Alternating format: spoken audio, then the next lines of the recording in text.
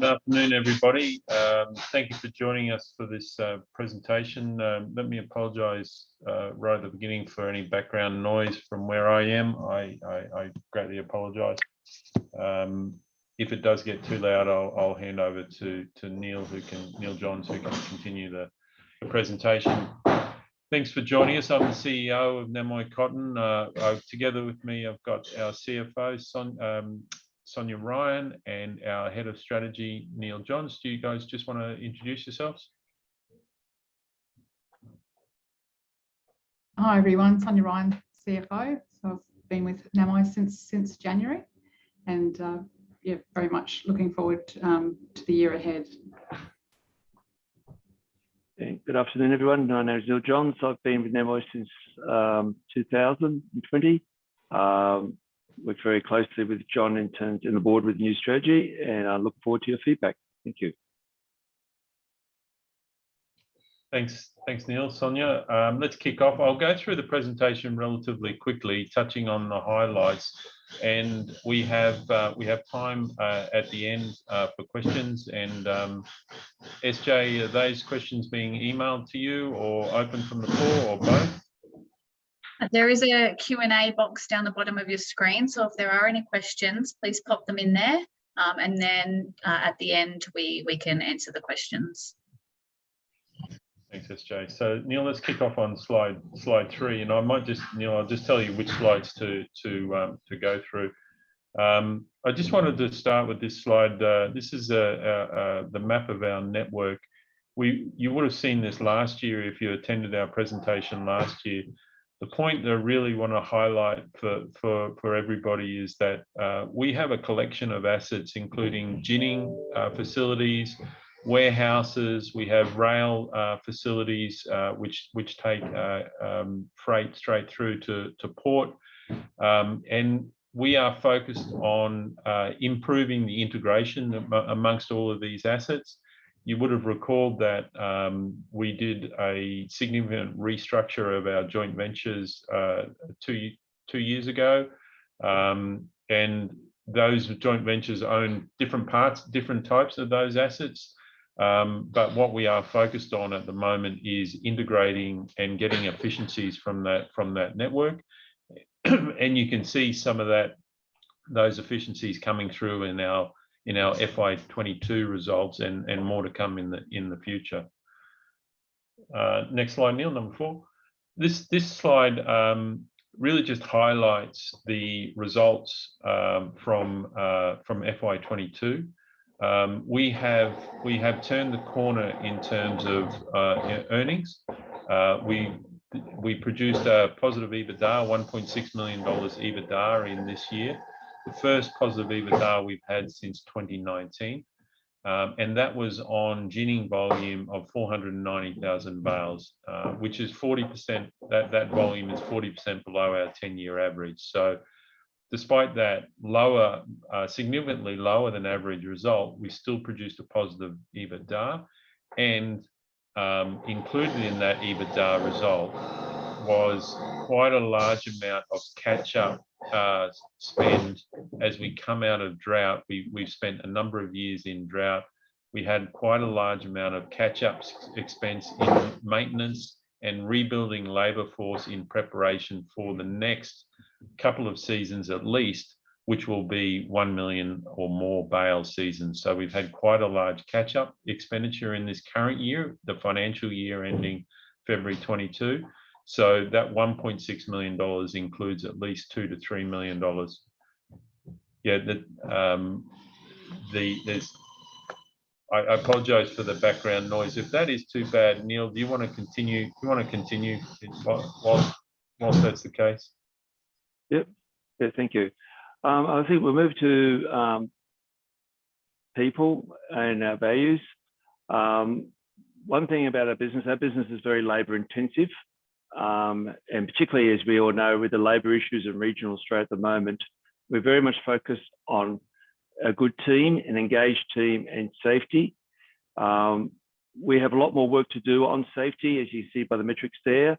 That said, we're very pleased with the work we've done in terms of the new safety management system which have been put in place, and also in terms of the reduced severity. So we're working very hard with our team to manage our injuries, manage hazards, and quickly return people back through effective return to work programs.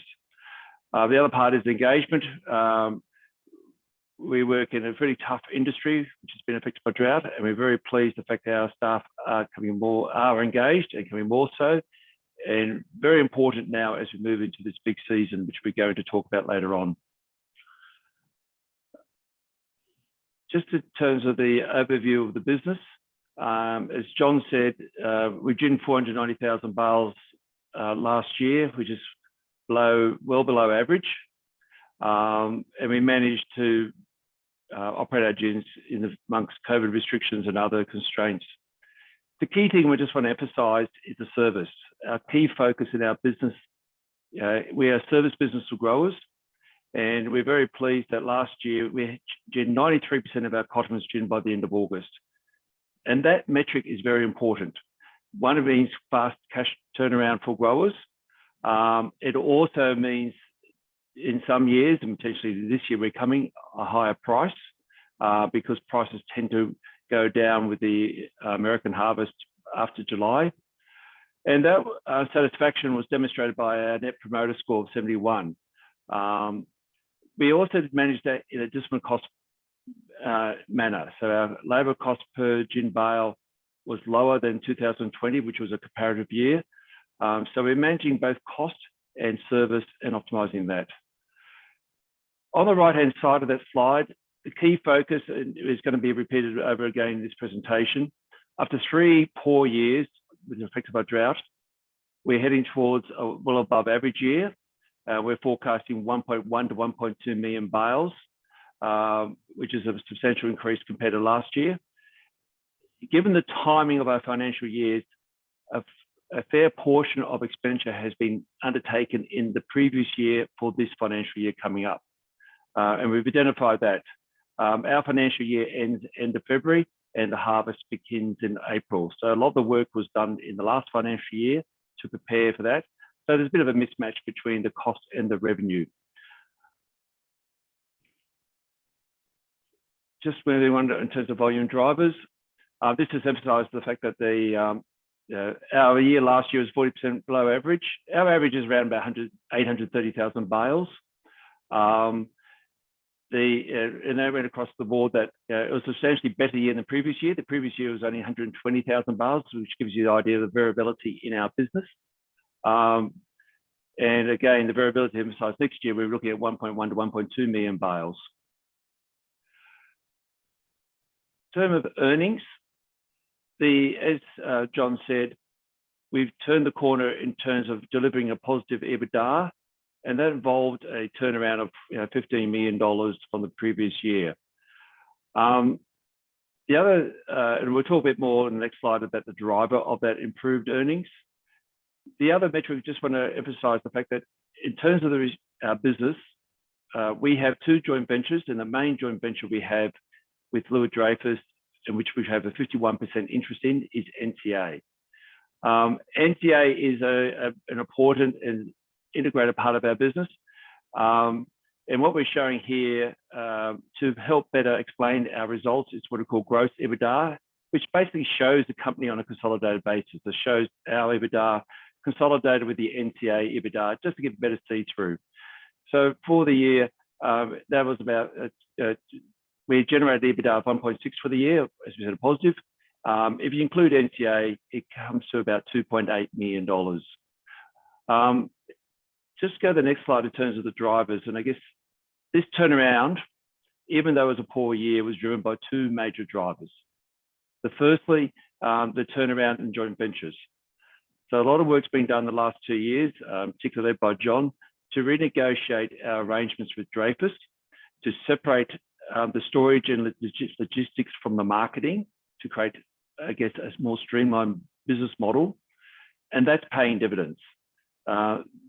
Previous year, that was a loss, and that this year's turned into a modest profit and a positive EBITDA. And that contributed an $8.3 million turnaround in our results. The other turnaround, of course, was the improved performance of ginning. moving from 100,000 barrels to 490,000 barrels. That delivered $12 million increased EBITDA. And that really emphasizes the leverage we have as a business with increased volume. Our earnings are very sensitive to volume, and with the bigger years, we will leverage that volume, particularly in the ginning business. To the right of that graph shows the fact that earnings was impacted by preparation costs for this harvest. In terms of P&L impact, about $3.5 million was due to extra staff costs and maintenance in preparation, which we brought forward in last year to handle this year.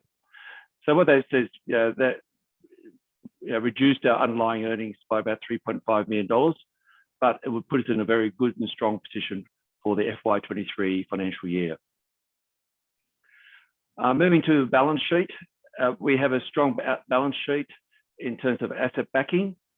We are an asset-rich company. We have a network of gins across the country, and that comprises of gin sheds, land, warehouses, and gin cotton seed sheds. And that infrastructure works together to provide an integrated service. The assets have been revalued. They get revalued formally every 3 years, and that led to a small increase of $4 million valuation. Just to give you an idea of the business model we have, the actual value, the valuation of the gin assets is about $125 million. So it represents about $15 million for each gin. That compares in terms of like replacement value as a measure. A replacement value for gin is at least $40 million. That gives us, I guess, a strong position in the valleys we operate in, but also provides an incentive for us, which we'll talk about later on, of investing in our existing capability and getting more out of those assets. And by modest investment, our assets can be levered to actually give more capacity and create more value, which we'll talk about later on in our 4PP strategy. In terms of debt, our business is very much focused on managing debt. We're an agribusiness. We have variability that's inherent in the nature of our business, the cycles. There is a focus by the board and management to reduce our debt over time. And we're very pleased the fact after 3 years of poor seasons, the debt levels have been managed in line with the historical, but more to be done there. We have a immediate target to get our core debt down to about $30 million in line with our covenants with the bank. And we achieved our results last year through a mixture of the capital raising, which you see on the right-hand side, $10.3 million from capital raising with earnings, of which of that money, roughly half went in to get ready for the harvest and half went in to reduce our core debt. I'll skip cash flow because we've sort of covered that. I guess the key point I just want to mention in cash flow on this slide is what we call the Introduce a Gin Ready program. So we talked about a lot of the expenditure in FY22 to prepare for FY23. And we put that under the program of project name Gin Ready.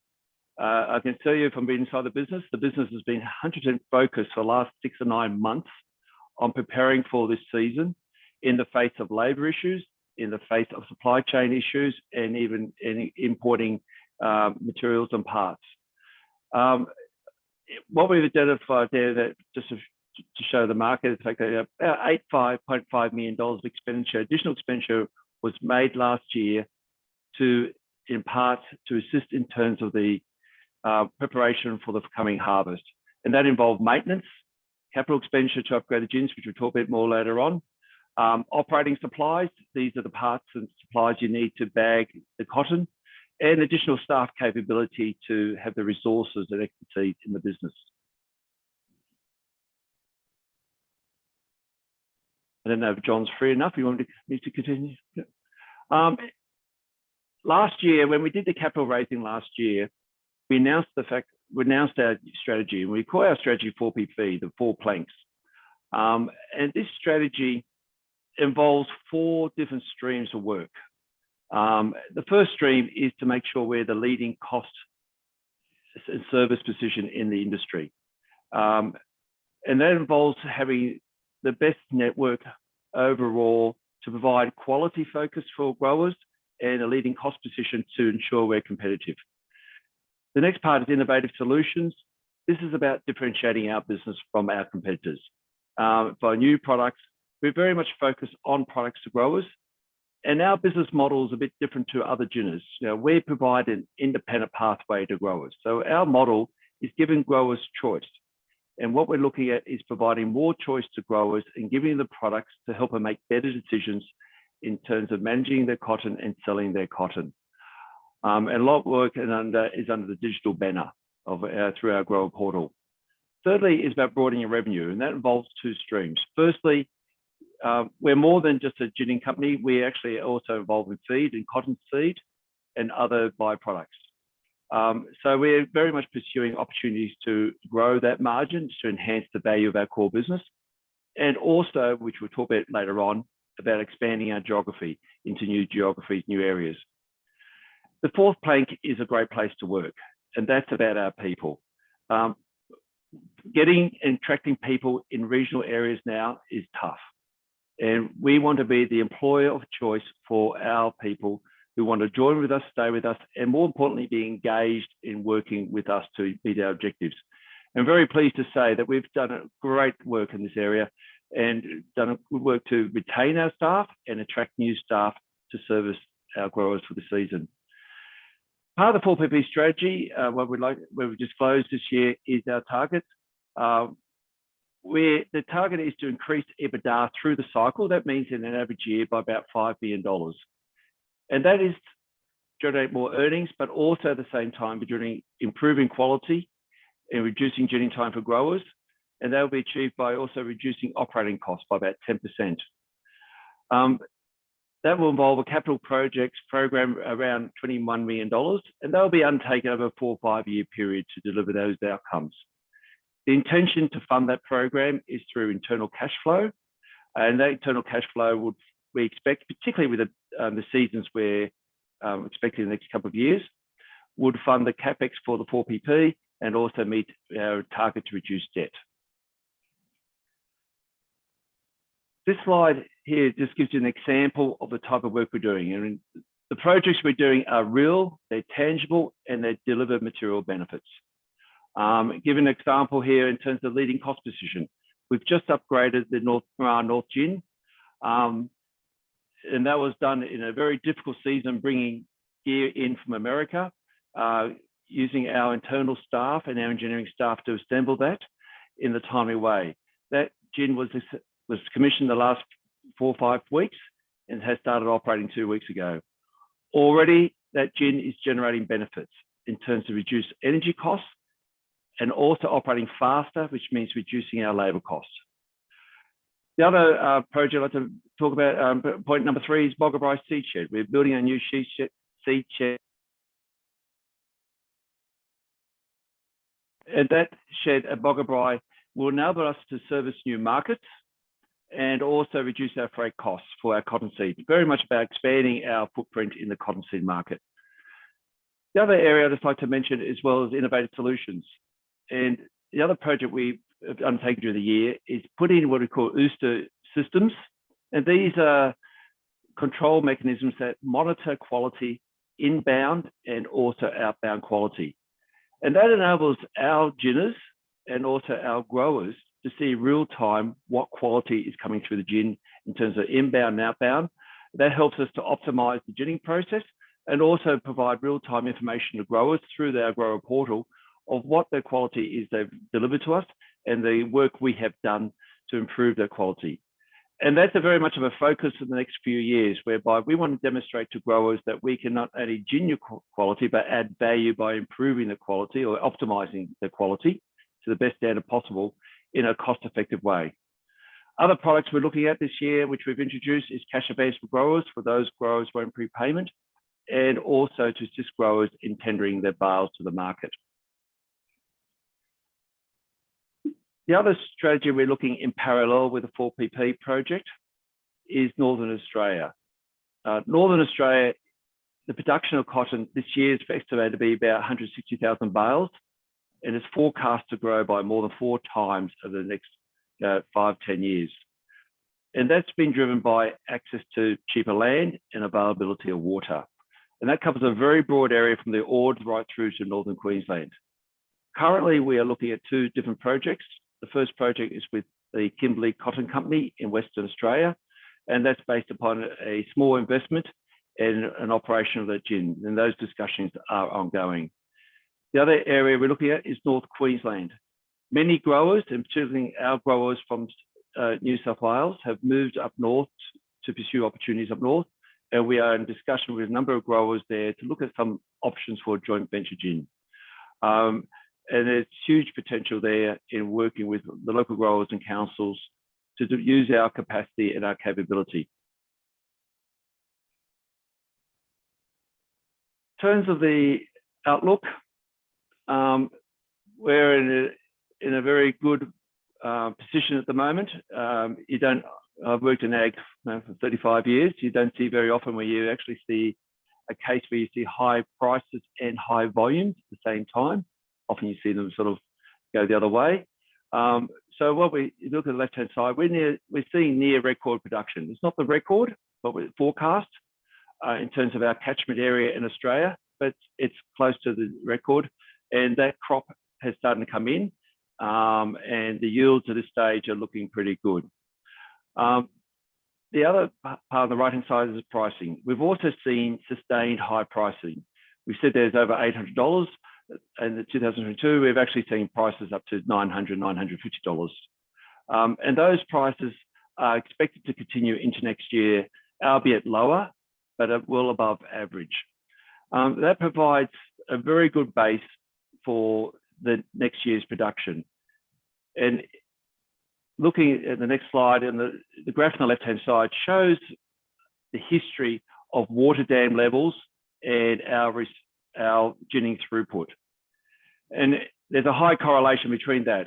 And what we're seeing at the moment, we're now starting the harvest, and we're entering to this year with about 95% water capacity across the dam network, and that also includes private dams. That augurs well for a very good plant for the end of this year, for production next year, and potentially into the following year. So we're looking at not a good expected forecast of ginning for FY23, but that should continue FY24 and potentially FY25. That extra volume, of course, will lever into increased earnings. If you look at the graph on the right-hand side, you can see we are a volume business, and the more volume will translate into higher EBITDA, as you can see by history. We're not putting out a forecast for next year, but you can see the leverage benefit of volume. The things that we're just trying to point out, there's the ups and downs. Obviously, the joint ventures have been restructured, and we expect that our joint ventures in the future will generate a better return than previously through the better structure and operation in the new business model there. However, there are some headwinds. We are facing higher costs in labour, fuel, and consumables, and not all those costs we can pass through the growers given existing arrangements. And we also face supply chain disruptions and access to containers, which we need to manage as well. So overall, the volume puts us in a very strong position, but we need to manage this year's challenges in an optimal way. Which leads into our last slide of the presentation before we open up to questions.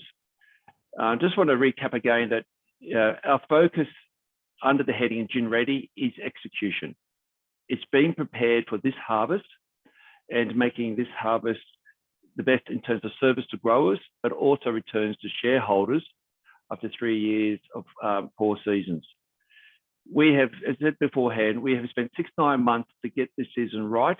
And probably if you talk to the team, now we have probably spent more time than ever to look at the various components to get it right. And just want to highlight a few innovations we've done this year in that process. Firstly, people. People are essential. There's a shortage of trained ginners in Australia. The team have worked very hard in the last 6 months to access ginners from Africa, and that's from Zimbabwe and South Africa. And we're bringing 13 contract ginners under visas in Australia through a pilot program to supplement our staff so we can operate every gin 24 hours per day. That's the way we're going to meet our target, get 95% of all cotton gin by the end of August. Infrastructure, we have a very good internal team of maintenance and engineering, and that team has been deployed to make sure the gins are maintained and ready for the ginning season, and also the completion of the projects. And that's been supplemented by additional apprentices to make sure we have the capability on hand just in time to ensure the machines up. What we're trying to do there is maximise operating uptime. The other area I just want to mention is supply chain. Supply chain, as we all hear in the media, is critical. What you hear in the media is definitely true. We are seeing that every day in terms of the challenges of getting access to our ports. Our cotton lint and our cotton seed is exported in containers, in 40-foot containers. We need access to those containers. We need access to rail and road capacity to get them to the port. We work very closely with our suppliers, with our NCA joint venture with Dreyfus, to ensure we actually booked extra capacity and get shipping lines to access containers. At that point, I just want to sort of say this is for where Namoi is at the moment. After 3 years of poor seasons, we're very pleased to come in this season. We are very confident we have actually put the team together and the elements of the supply chain, infrastructure, and people together to ensure that this will be a profitable season, 2000 and FY23, but also a season that will deliver good results for our growers. John, I'll pass it back to you. Thanks, Neil. Thanks for that. Apologies, you'll still hear noise in the background here, but I'll try and get through it. We do have some questions that have been submitted. You can all see those on your screen down the bottom in the Q&A section. They've all come from Charlie Kingston. Charlie, I'll answer the simpler ones first before I get on to the bigger picture questions. You talk about the target for reducing debt. Neil covered that in one of the slides. Our target is to reduce debt from internal cash flow over the next 2 to 3 seasons at least, to reduce debt to below $30 million. We do believe that reducing that gearing ratio will give us the flexibility when drought does return. So that is certainly a target for us. In terms of cash flow metric, you saw we touched on cash flow in the slides here. In general, this year's had a negative operating cash flow as we've spent money to prepare for next season. So you can see that in that slide. But generally, we convert all of our working capital into cash in the one season. So there's not a huge amount of carryover in terms of working capital, whether that be debtors or inventory, etc. So we do convert generally everything into cash.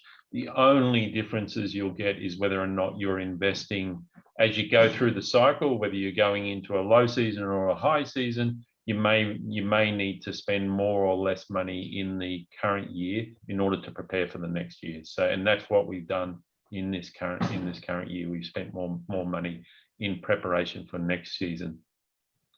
In regards to the split of gin assets, land versus operating equipment, which sort of links to one of your earlier questions about NTA and the share price. The actual land value component is very small, so we don't sit on a huge land bank with capital gain. The bulk of the asset value is in the equipment itself, not in the land. I don't have the percentage or the breakup in front of me, but it is minimal. It's not going to be a major driver of value in the balance sheet. You asked about the key drivers for Namoi, particularly highlighting, we're seeing record cotton prices. Does that translate directly into EBITDA for us, for Namoi Cotton? It does not translate directly into EBITDA for us. The ginning revenue is relatively stable based on a service delivery, it's not tied to the price of cotton. However, the higher, as we touched in the presentation, the higher the price of cotton, the more incentive there is for growers to grow it, the more likely there will be volume, and the more that will then flow through to volume in our gins and EBITDA. So there is a connection, but not a direct connection. And I think that touches on your first question, which is, if I can summarize, that is, we're trading at a discount to NTA, and what are we doing in order to address that discount? As you note in your question, agricultural companies in general trade at a discount to their assets. And the challenge that we face in this, and other agriculture companies face the exact same challenge, is the volatility. Where in the current season we did 493,000 bales of ginning. Next year we're forecasting to do between 1.1 and 1.2 million bales, but only 2 seasons ago we did 120,000 bales. So to go from 120,000 bales to 1.1 in 2 years is huge amount of volatility, and what that means is that it's very difficult to get an average earnings ratio, which the market will generally value you based on an average earnings multiple. And what we are doing through our 4PP program is looking to get more stability, less volatility in those earnings, whether that be investing in different geographic regions or in different businesses. That helps to provide a more consistent earnings. But at the end of the day, we are subject to weather, and that volatility will always flow through to a discount to our price, our share price. I think I've covered. Neil, have you read the questions? I haven't had the chance to read the questions from Andrew Mack at this stage. Have you read those, or Sonia? Yes, I have. Can you take those ones? Yeah, so good afternoon, Andrew.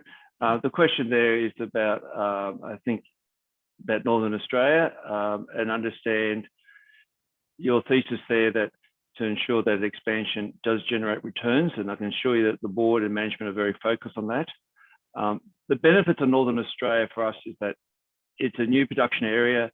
If there's a first mover advantage, if we don't participate in that market, we'll lose that opportunity. And I think we've got to have a careful look at that. That said, there's a need to manage risk. The way we're looking at manage risk is through joint venture arrangements with growers to provide supply certainty. If you look at the arrangement, we're looking at the Ord River. That's a 10% investment, which we have operating management of the gin, and that's backed by supply agreements with growers. So your point is noted, and hence the idea is to structure that in a way which can share that risk, but also manage that risk with supply arrangements with growers through joint venture arrangements.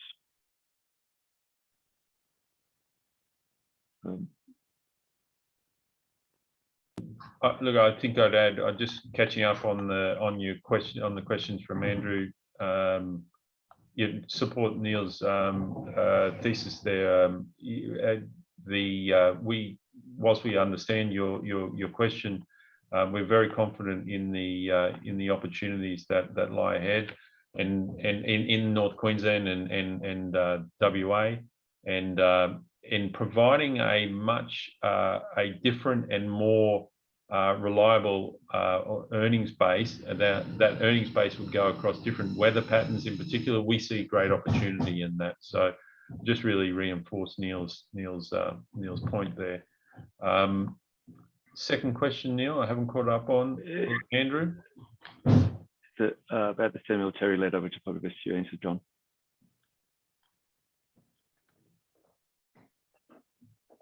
Yes. Okay. And Charlie's question, comment on the disparity between public and private valuations. Seems private cotton participants are benefiting significantly today, whereas NAM isn't. Not sure who you're referring to specifically about private cotton participants, Charlie, but if you're thinking about a private ginning company, not sure. I'm not sure whether I can really answer that without knowing exactly what you're referring to there. The Samuel Terry announcement in general, the Samuel Terry have as some of these questions have outlined, have provided their view in terms of capital apportionment. Neil, I'll just have to get you. Samuel Terry have given their views in terms of how capital should be apportioned. That is simply their view and their thoughts. We have not received any proposal, any specific proposal from Samuel Terry. Our board felt that given the size and structure of our register, it was appropriate to disclose Samuel Terry's thinking. But really, all I can say is no more than their thinking at this stage. So, yeah, I think the other thing to add there, and I think the key point there, Andrew, is your view of the value of the business relative to NTA and the value of the standalone value of the assets versus the group. If you look at our, I guess, upfront network presentation and also 4PP, we have a strong view there is value in the network, and that the gins working together create the value, and also supply chain. The fact that we can actually arbitrage between the different gin locations in the sale of cottonseed and lint gives us huge advantage. You know, we operate in 3 different ports, and this year we'll see the value of that, the ability to swap and arbitrage between ports to manage our logistics for our customers. And also we've seen benefits in managing our staff and capability between the gins. So the Samuel Terry's letter is an idea from a shareholder, which needs to be considered in the context of the value of the underlying assets versus the value of the network.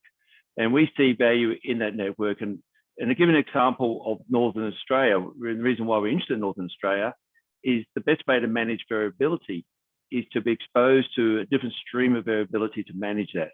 Northern Australia has a different weather cycle. It has a different harvest period. So it enables us to manage our variability and resources across the network. And the strategy we have under 4PP is to actually reduce that. You can't avoid variability, but to manage that variability and using that network to do that, because each gin by itself is exposed to increased variability as a standalone. yeah, thanks, Neil. And just on that last, Charlie's just followed up with Oscott. So Charlie, I'm not sure that we know what Oscott's earnings are, unless they are a private entity, as you say. So I'm not sure that we can say they're doing good, bad, return on assets, etc. I'm not sure, but as you point out, I think in your comment there, their model is from the beginning of owning and growing all the way through to marketing. We don't participate in that whole supply chain, and it is a closed supply chain. So that is, the bulk of their volume in ginning might come very much from their own farms, and then marketing volume, the bulk of it will come from their own production. So they're able to move margins around, etc. So I think we're performing from a ginning perspective, certainly operationally. I think we're performing just as well as any of our competitors, and I think that's shown in our maintenance of market share, and also in our ability to increase ginning revenue in this current season, the one that we're in right now, the 22 season, which will be FY23. We've been very strong in our view that ginning rates need to increase, and we have been pushing through those increases without losing material market share. And I think that is a reflection of our success. And I think so. Yes, I'll leave that there.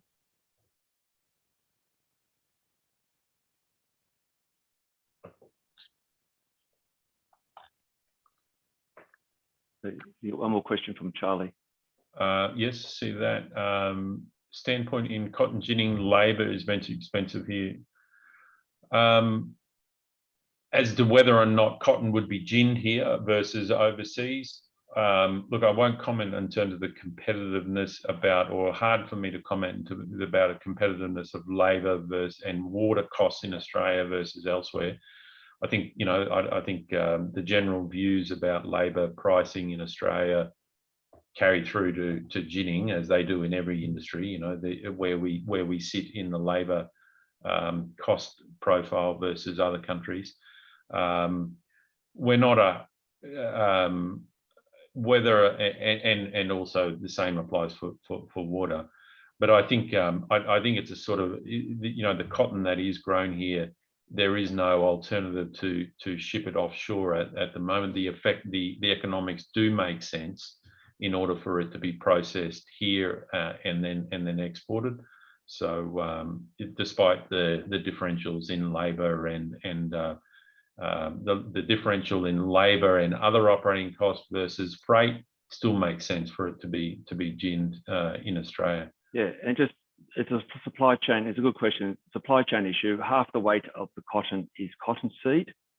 So if you transport that product overseas, you're carrying extra freight, and that cottonseed has significant value to Australian agriculture, and particularly the cattle industry and dairy industry. So the economics of freight makes it worthwhile to gin in Australia. Labour cost is an issue, higher cost, but the benefits of the supply chain with the value of keeping cottonseed in Australia for feed consumption definitely turns the economics for local ginning.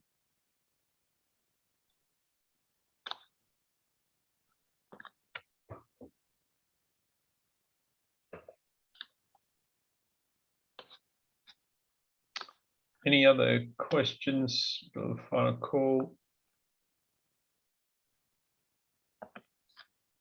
Can you comment on the $60 million liability for forward contracts from memory? NEM locked in a bad price back in 2012. If I'm understanding your question right, Charlie, I think you're referring to the marketing or the marketing of Linked and the forward liabilities, foreign exchange contracts, etc., that were connected with Linked contracting. Note that and if that is the case, which I'm pretty sure it would be if you're referring to 2012 there, note that 2 years or so ago, we restructured the joint ventures. We separated the lint trading business out into a new joint venture with Louis Dreyfus called NCMA, which we now own 15% of. However, as we noted in those prior announcements, we are not exposed to the debt and the operating contracts within that business. That is solely the responsibility of Louis Dreyfus to fund that lint trading business. And our balance sheet today doesn't have any of those, is not exposed to those forward contracts or those liabilities, which I think you're referring to there. Yeah. The contracts we have on the balance sheet now is for cottonseed marketing. So we do buy and sell cottonseed on behalf of growers to the market. Very different type of business. That's based on business with low risk positions, back to back with physical contracts. And in fact, the domestic contracts are backed by domestic trade counterparty insurance. So a very different business now to what we operated in 2012, which was based upon margin calls from futures exchange.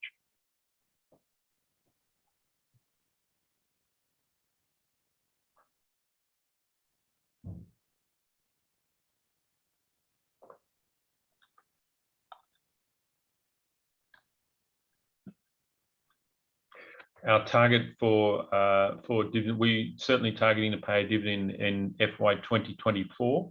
There's no level of EBITDA we need to hit, Charlie, but our dividend policy is in an average season and above to pay dividends. That's our target. That's our commitment, is to get to a point where we've got consistency in earnings and capital program and the way we're going to allocate capital. We'll get to that average and above average seasons, we would pay dividend. And we've noted in the presentation there that our 10-year volume average is 830,000 bales. So that sort of sets that line.